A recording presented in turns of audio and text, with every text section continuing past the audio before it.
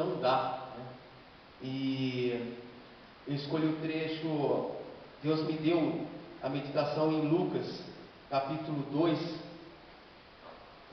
versículos de 41 a 50. Então, Lucas 2, 41 a 50, se os irmãos quiserem acompanhar, vou fazer a leitura, onde fala sobre a infância de Jesus. Aleluia. Aí no versículo 41 diz: ora, todos os anos iam seus pais a Jerusalém, à festa da Páscoa. E tendo ele já 12 anos, subiram a Jerusalém, segundo o costume do dia da festa. E, regressando eles, terminados aqueles dias, ficou o menino Jesus em Jerusalém, e não o souberam os seus pais. Pensando, porém, eles que viria de companhia pelo caminho, andaram o caminho de um dia, e procuravam-no entre os parentes e conhecidos. E, como o não encontrassem, voltaram a Jerusalém em busca dele. E aconteceu que, passados 3 dias, o acharam no templo, assentado no meio dos doutores, ouvindo-os e interrogando-os. E todos os que ouviam admiravam a sua inteligência e respostas. E quando ouviram, maravilharam-se, e disse-lhe sua mãe: Filho, por que fizeste assim para conosco? Eis que teu pai e eu, ansiosos, te procurávamos. E ele lhes disse: Por que é que me procuráveis? Não sabeis que me convém tratar dos negócios de meu pai? E eles não compreenderam as palavras que lhes dizia. Amém. Esse é um trecho que nós vamos meditar nessa noite. Falar para você que eu creio que nada é por acaso, as coisas de Deus, nada é por acaso. Eu creio que Deus tem um propósito no seu coração nessa noite, com essa palavra. Eu creio que Jesus tem algo para te falar nessa noite, hoje aqui. Ele tem algo para te confirmar, Ele tem algo para te revelar através dessa palavra. Eu começo falando acerca desse trecho que lemos, onde nos diz que eles estavam indo para Jerusalém na comemoração da Páscoa. E Jesus, na ocasião, tinha 12 anos de idade. Nessa idade, as crianças judaicas, tanto os meninos como as meninas, eles são submetidos a uma cerimônia que é chamado Bar Mitzvah. Essa cerimônia, ela significa filho da lei ou filho do mandamento. As meninas passam por esse processo aos 12 anos e os meninos aos 13 anos.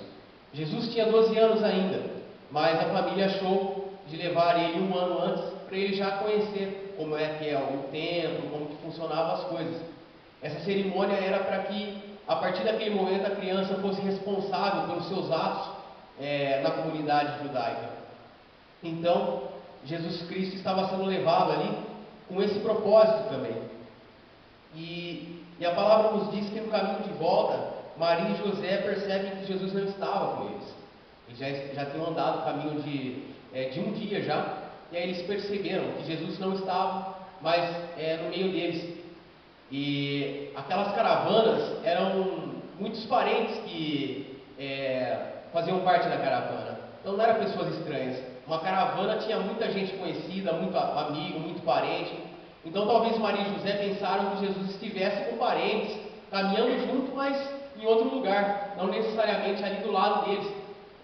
E eles descuidaram. E aí eles foram perceber, talvez ali no primeiro dia, que Jesus não estava com eles. No versículo 44, onde diz que quando souberam que ele não estava, eu tenho uma informação que diz assim, que um dia normal de viagem era de 30 a 50 quilômetros que eles conseguiam percorrer. Mas era costume que as caravanas viajassem somente de 5 a 10 quilômetros no primeiro dia, para que, se algo fosse esquecido ou deixado para trás, por engano, alguém pudesse voltar rapidamente e ainda assim reencontrar-se com a caravana no dia seguinte.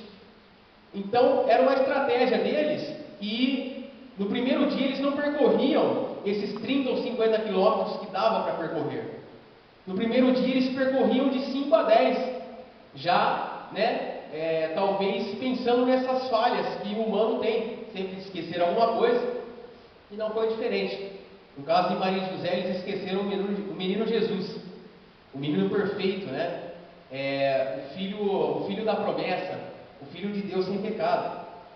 E eu creio que eles passaram por uma experiência assustadora. Vocês que são pais, que são mães, devem saber o sentimento que é de pensar em seu filho perdido, talvez na multidão, ou de repente você esquecer seu filho, de repente você viajar para um lugar distante, voltar e perceber que seu filho não está no mesmo ônibus, por exemplo. Eu creio que é uma experiência muito assustadora. Para quem é pai e quem é mãe, sabe qual experiência que é essa. E eu creio que eles estavam apavorados quando eles descobriram isso. E, querendo ou não, Maria e José, eles sabiam o que tinha sido dito do menino Jesus. Eles sabiam. Eles tinham passado por todas aquelas mensagens que Deus tinha dado. Deus tinha falado com Maria, Deus tinha falado com José, Deus tinha falado com os pais de João Batista. Então, as confirmações, as profecias acerca de Jesus eram muitas. Então, Maria e José sabiam que eles não estavam criando uma criança normal. Eles estavam criando, além de filho, eles estavam criando o seu Senhor, E eles ficaram apavorados quando descobriram que Jesus tinha ficado. Então, nessa noite, eu já começo falando para você que sem Jesus não dá. Sem Jesus não dá para continuar a caminhada. Sem Jesus não dá para voltar para casa. De repente você está passando por um momento onde você conheceu Jesus, você sabe quem é esse Jesus maravilhoso, você sabe o que Ele fez na sua vida e tudo o que Ele pode fazer, mas de repente Ele anda meio esquecido. De repente você não percebeu e está tentando caminhar sem Jesus. E nessa noite o Espírito Santo quer dizer para você que não vai dar. Não vai dar. Você vai ter que voltar e vai ter que se encontrar com Jesus. Em nome de Jesus, Jesus talvez te trouxe essa noite aqui hoje para você ter esse encontro com Ele. De repente você estava lá fora na caravana, cercado de pessoas. De repente lá você tinha motivos para se distrair, mas você sabia lá fora que sem Jesus não dá. E nessa noite Ele te trouxe aqui para que você possa se reencontrar com Ele, para que você possa sentir a maravilha de olhar novamente para Jesus, que você possa novamente nessa noite olhar para Jesus e ver aquela maravilha que só Ele tem, só Ele, Filho perfeito, que desceu aqui entre nós. Então, em nome de Jesus, fique atento, porque foi Jesus que te trouxe aqui nessa noite. Acerca de profecias de Jesus, centenas de profecias foram feitas no Antigo Testamento. Tem estudiosos que falam que foram cerca de 456 profecias, todas cumpridas em cima de Jesus. Aí, tem estudiosos que falam que foram mais de 300. E essa incoerência nós temos que dar devido à interpretação que cada um dá. Então, alguns interpretam de uma maneira, outros de outra. Mas são mais de centenas de profecias acerca do Messias, acerca do nosso Salvador, daquele que viria para nos libertar. Tem um estudioso, ele chama Peter Stoner. Eu achei interessante trazer esse dado para vocês. Ele é um estudioso da Bíblia e ele publicou um artigo na revista Science Speaks que ele pegou apenas 8 profecias, só 8. E ele fez uma conta. Ele fez uma conta para saber a probabilidade de 8 profecias acontecer na vida de alguém ao mesmo tempo. Tipo, qual é a probabilidade de 8 profecias se cumprir na vida de um ser humano? E essa conta que ele chegou, 8 profecias, a probabilidade é uma entre 100 quatrilhões. Ou seja, imaginam, para vocês terem uma ideia, 100 milhões, 100 bilhões, 100 trilhões, 100 quatrilhões. Uma em 100 quatrilhões. De 8 profecias se cumprirem na vida de uma pessoa. E ele fez a conta também, depois simulando 48 profecias. Agora imaginemos todas as mais de 300 ou 400 profecias que foram cumpridas em cima da vida do nosso Senhor e Salvador Jesus. Essa noite talvez eu estou falando aqui para pessoas que andam meio desacreditadas do nosso Jesus. Porque no mundo em que vivemos hoje, temos religiões que consideram Jesus como um profeta. Tem os muçulmanos, os próprios judeus ortodoxos. Eles consideram que Jesus foi um profeta, mas eles não veem como o Messias. E talvez, eu estou falando aqui para pessoas que elas acreditam no Jesus talvez da imagem, elas acreditam no Jesus pintado que elas veem no papel, elas acreditam no Jesus sem história, que é aquele Jesus, Jesus é o Filho de Deus aí, que veio há 2000 anos atrás. Eu acredito nesse Jesus, Jesus te ama e amém. Mas talvez hoje o Espírito Santo quer tratar com pessoas que já não reconhecem mais o senhorio do nosso Senhor Jesus Cristo. Então, falando para a igreja, só para as 8 profecias, né, que esse estudioso considerou, nesse estudo que ele fez, a primeira, Jesus nasceu em Belém, Miqueias 5:2 e Mateus 2:6. A segunda, ter sua vinda precedida por um mensageiro, Isaías 40:3. Entraria em Jerusalém montado em jumentinho, Zacarias 9:9. Ter sido traído por amigo e discípulo, Mateus 10:4.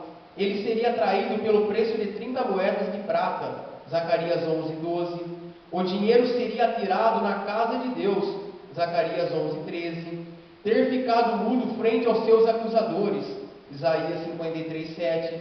Teria seus pés e mãos transpassados, Salmos 22:16 e Lucas 23:33. Então essas são apenas 8 profecias, né? Aí a gente sabe que tem mais de centenas acerca do nosso Senhor. Nessa noite eu quero falar para os irmãos 3 pontos importantes sobre essa mensagem que eu estou trazendo para os vossos corações. E o primeiro ponto que eu quero fazer, quase que se for uma pergunta, é se Jesus ainda está ao seu lado. Eu quero fazer essa pergunta para cada um, que cada um possa fazer essa pergunta nessa noite, né? Se Jesus está ao seu lado. No verso 43 da passagem que lemos, tem assim, e regressando eles, terminado aqueles dias, ficou o menino Jesus em Jerusalém, e não souberam os seus pais. Quantas pessoas dentro da igreja que já tiveram um encontro com Jesus, que sabem quem Ele é, e hoje estão andando sem a companhia do Mestre? Quantos? Eu tenho a certeza que alguém já conhece alguém assim. Alguém daqui tem um conhecido assim, conheceu Jesus, se converteu e hoje está lá fora novamente, está em meio ao povo, está em meio às festas mundanas, está em meio à tribulação que o mundo, às seduções do mundo que o mundo oferece, né?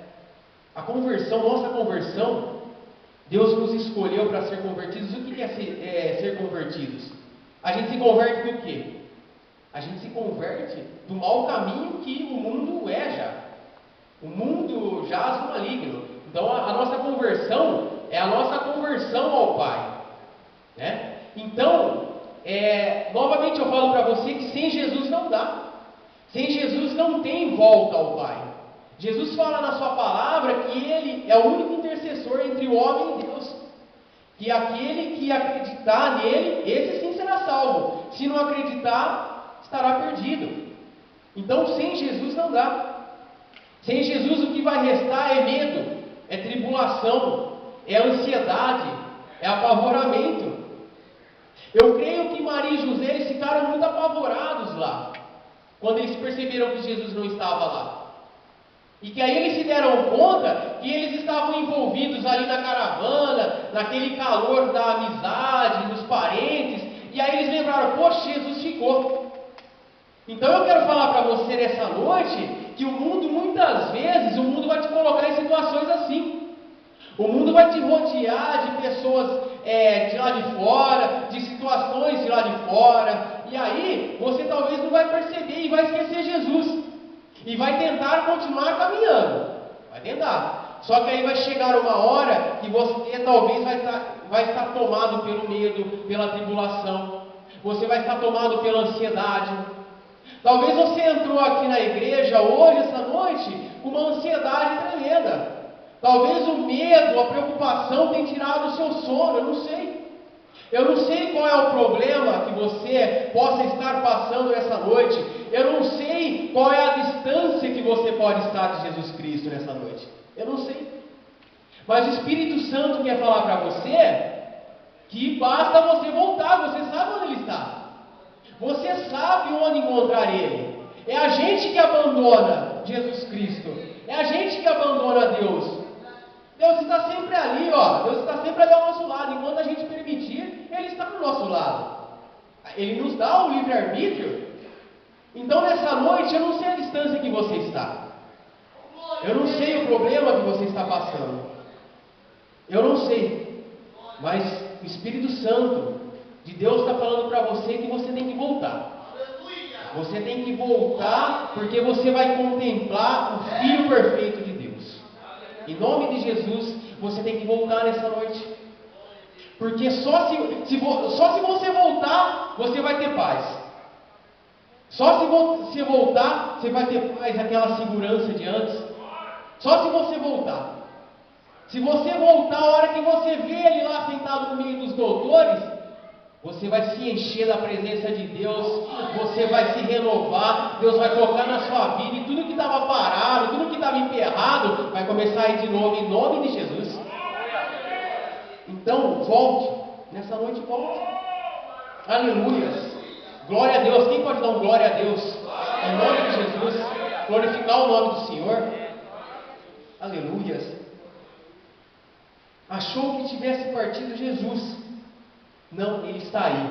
Uma frase que eu escrevi para falar para os irmãos nessa noite. E de repente, você fala assim, irmão Alexandre, mas eu não sei o caminho. Não, sabe sim. Você sabe onde você pode ter deixado Jesus. Você sabe o ponto que talvez você começou a relaxar. Você sabe talvez o ponto que você começou a abrir aquele espacinho para o inimigo trabalhar. Você sabe. E o Espírito Santo essa noite está te falando, volta. Volta que você sabe o caminho. Basta você querer. Basta você querer. O segundo ponto que eu quero falar nessa noite é se você vem cuidando das coisas do Pai. Porque no versículo 46 nós temos que... E aconteceu o quê? Passaram os 3 dias, o acharam no templo, assentado no meio dos doutores, ouvindo-os, interrogando-os. Paulo, em 1 Coríntios 10:31, nos diz, portanto, quer comais, quer bebais, ou façais outra qualquer coisa, fazei tudo para a glória de Deus. Logo à frente, em 1 Coríntios 11:1, ele nos diz, sede meus imitadores, como também eu de Cristo.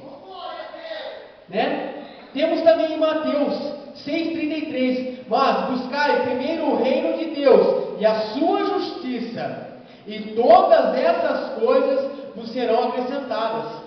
Quais coisas?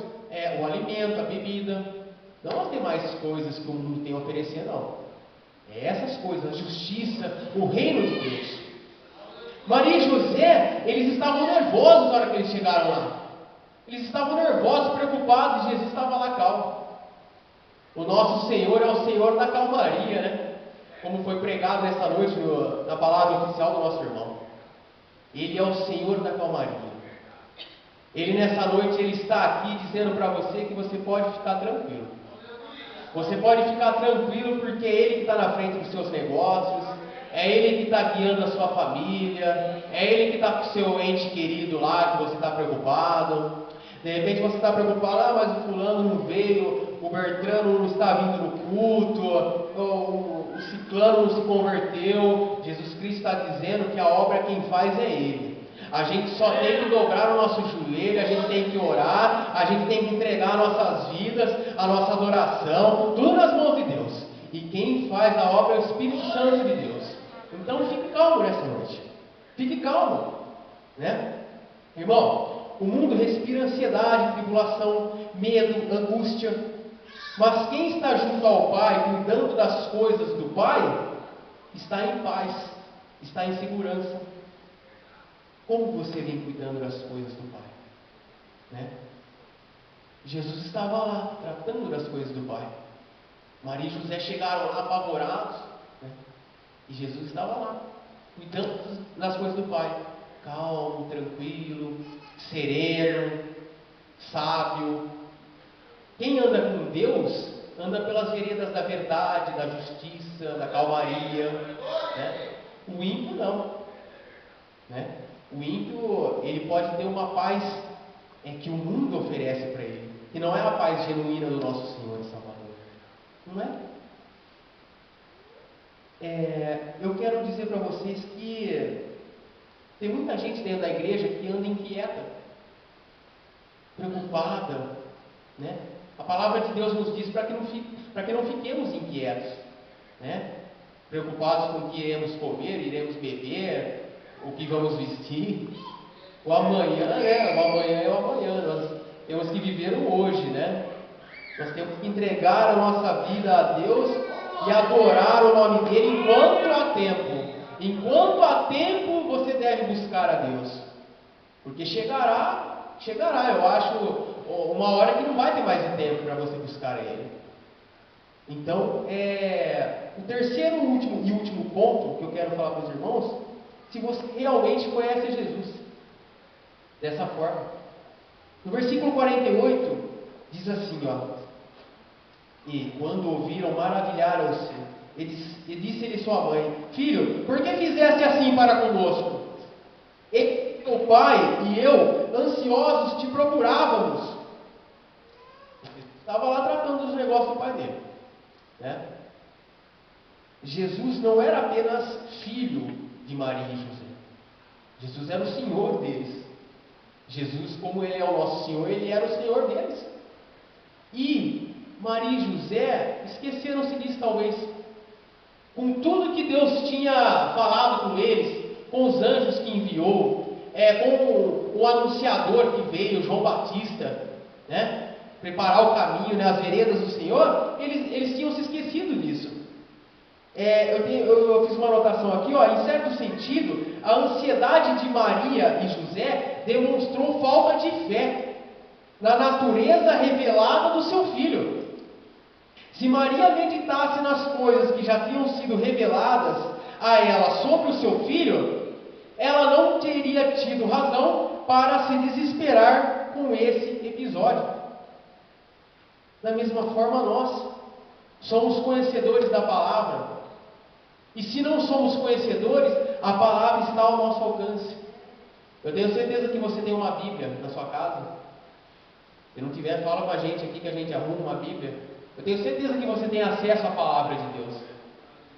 E se você analisar, por mais simples que for a sua análise, você vai ver que Jesus Cristo é o Messias. Jesus Cristo é o nosso Salvador, Ele é o nosso libertador. Então você tem olhado para Jesus com essa reverência que Ele merece?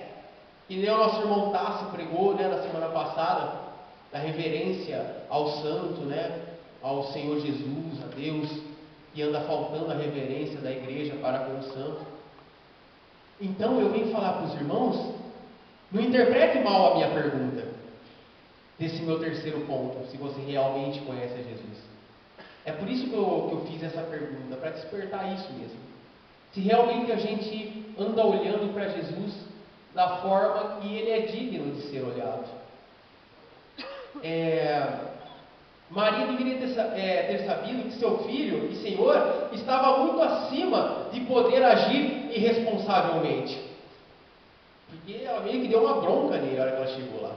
Ela falou, creio eu, que ela falou em tom de bronca, né? Como uma mãe, né? Poxa, né? Por que você ficou aqui e tal? E a gente está preocupado, esquecendo-se que Ela estava falando do Senhor dela. Ela, por um momento, esqueceu. Então, eu faço essa pergunta para você nessa noite. Será que você realmente conhece Jesus? Algum tempo atrás, eu vi uma pregação de um norte-americano e ele faz missões em países pobres. E ele estava falando numa praça para pessoas que talvez nunca tinham ouvido falar de Jesus. E ele falava, ou se não ouviram falar de Jesus da forma que eu expliquei para os irmãos, o Jesus da imagem, o Jesus, filho de Deus aí de 2000 anos atrás, mas só isso. E ele pregava, eu achei bem interessante a abordagem que ele deu, que ele falou assim, e eu falo para os irmãos hoje, Jesus, ele era de três hipóteses. Ou ele era louco, ou ele era mentiroso, ou ele era o Filho de Deus. Se ele fosse maluco, se ele fosse louco, de repente alguém pode falar assim, Jesus não é o Filho de Deus porque talvez tudo isso foi colocado na cabeça dele desde quando ele nasceu, e foram contando essas coisas para ele. Irmãos, vigia e repreende em nome de Jesus, que essas coisas, para enganar crente, essas setas de Satanás, são tremendas. Então, de repente, algo fale assim, Jesus foi levado a pensar que ele era o Filho de Deus. Ele cresceu ouvindo isso e ele acabou se convencendo disso. Mas aí eu falo para os irmãos, que se isso fosse verdade, não teria acontecido nenhuma revelação do anjo do Senhor para nenhuma daquelas pessoas. Para Zacarias, para Isabel, para José, Maria, não teria acontecido. E também não teria acontecido os sinais que Jesus operou. Porque há uma grande diferença nos milagres que Jesus fez. O Evangelho de João, todos os milagres de Jesus, ele trata por sinais. É uma observação interessante. Todos os milagres de Jesus no Evangelho de João, ele trata por sinais. Sabe por quê? Porque o sinal, ele não é um milagre que se encerra no milagre. Ele não é um milagre que o objetivo é por si próprio o milagre. O sinal, ele aponta para algo mais glorioso. Ele aponta para algo mais maravilhoso. E o que Jesus fazia era para a honra e glória do nome do Senhor. O que Jesus fazia era para revelar a natureza dele, para revelar que ele era o Salvador. Então, Jesus fazia sinais. Então, Jesus não era maluco, porque ele realizava esses sinais. Então, aí de repente o irmão fala, então Jesus era mentiroso. Então vamos analisar isso. Se Jesus fosse um mentiroso, ele não iria levar a fundo essa mentira até o estágio que chegou de ser crucificado. Não. Ele teria parado antes. Ele teria tido os seus 15 minutos de fama, como se diz, e aí parado antes, mas não. Então, irmãos, nessa noite, eu quero falar para você que a única alternativa, a única certeza é que Jesus é o ungido do Senhor. Ele é o Salvador das nossas vidas, o nosso libertador. Eu quero concluir falando que sem o verdadeiro Jesus não dá. Não necessitamos do Jesus das pinturas, do Jesus sem história, precisamos do Messias, ungido de Deus. Precisamos do Jesus que opera sinais no meio do teu povo. Nessa noite ele está aqui. Nessa noite ele está aqui tocando na sua vida, tocando nos seus negócios. Ele está tocando na sua saúde. E ele vai operar um sinal na sua vida nessa noite. Nessa noite ele vai operar um sinal. Não um milagre para se encerrar no milagre, mas um sinal. Para que o nome do Senhor seja glorificado. A gente tem em João 3,2, quando fala assim, Rabi, sabemos que é mestre, vindo da parte de Deus, porque ninguém pode fazer esses sinais que tu fazes, se Deus não estiver com ele. Então Jesus, nessa noite, ele está aqui para operar sinais na sua vida. Que o irmão possa tomar posse dessa palavra e que possa fazer essas 3 perguntas para si mesmo, né? Jesus ainda está ao seu lado. Número 2, você anda cuidando das coisas do Pai. Número 3, você realmente conhece o Senhor Jesus? Eu creio nessa noite que o Espírito Santo de Deus está presente nesse lugar e Ele já te deu a solução já. Os céus se abriram e você já está olhando lá na frente já. Eu creio que a sua visão limitada, sua visão mundana, nesse momento já caiu por terra e você já está enxergando a solução, a providência de Deus para a sua vida, né? Eu creio que Deus já falou grandemente no seu coração e eu agradeço a oportunidade em nome de Jesus. Glória a Deus. Graças a Deus, vamos colocar em pé.